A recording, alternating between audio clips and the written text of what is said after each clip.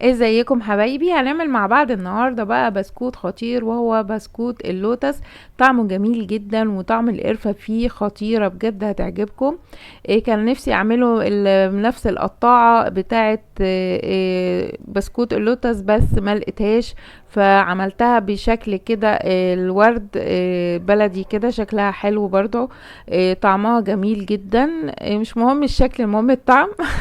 يعني جميلة جدا وطالع هش ولذيذ وهيعجبكم. جبته مرة لقيته غالي، فقلت لا، لازم اعمله ويكون بطريقة اقتصادية. بينفع بقى الصبح بقى مع كوباية الشاي، يبقى خطير. عندي هنا المقادير: نص كوباية من الزبدة، حطيت نص كوباية من الزيت برضو. لكن ممكن ان احنا نحط كل كمية زبدة عشان يبقى طعمه حلو، بس انا حبيت ان هي تكون اقتصادية. حطيت كمان كوباية من السكر ان البودر. هضربه كويس، ضربته بمضرب يدوي برضو عشان اللي معندوش مضرب كهرباء. بعد كده ضفت 2 بيضة ورشة صغيرة من الفانيليا، وهضربهم حلو قوي لغاية ما يبقوا كريمي كده. احاول اضربهم حلو لو بالمضرب اليدوي. بعد كده ضفت معلقة كبيرة من القرفة، ونص معلقة من البيكنج باودر، وهضربهم كويس. ضفت بقى عندي هنا الدقيق، بضيف الدقيق حبة بحبة، علشان طبعا ممكن لو ضفت كل الكمية. هو اخد مني حوالي 3 كوبايات من الدقيق، ما ضفهمش مرة واحدة، اضيفهم حبة بحبة كده لغاية ما اشوف عندي العجينة تكون طرية. وطبعا ما حاولش اقلب كتير، يا دوبك بس كده بلمها كده بايديا، علشان عندي ما يفصلش السمنة او الزبدة من الدقيق.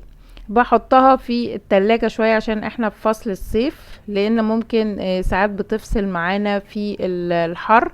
بعد كده بقى بجيب المفرش بتاع العجين وبفردها كده بين الكيس مثلا بتاع تلاجة، وبفردها باللي هي النشابة الصغيرة بتاعة العجين. وبعدين بالقطاعة كده اللي انتوا شايفينها دي، قطعت وعملت الورد. وبحاول اشيلها كده من تحت بالراحة، لان طبعا بيبقى مختلف عن العجين العادي. عملت هنا صاج، عملت معايا حوالي اكتر من 70 قطعة بسكوت، بس طلع طعمه جميل جدا وخطير. بحطه بقى في الفرن على درجة حرارة 180 لغاية ما يستوي عندي ويكون بالشكل ده. واخلي بالي لانه طبعا لونه غامق شوية، فعلشان ما يتحرقش مني. اللون القرفة طبعا بتديله لون غامق شوية.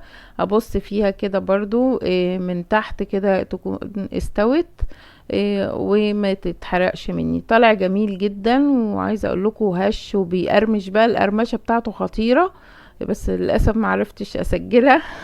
بس اكلت منه بقى وانا بسوي، طالع خطير جدا. عايزاكم بقى تجربوه وتقولوا لي ايه رأيكم فيه. وهو بقى مع كوباية الشاي الصبح بقى طعمه خطير. لو عجبكم بقى الفيديو متنسوش لايك والشير وسبسكرايب وتفعيل زر الجرس علشان يوصل لكم كل جديد، وياريت تشاركوني على جروب.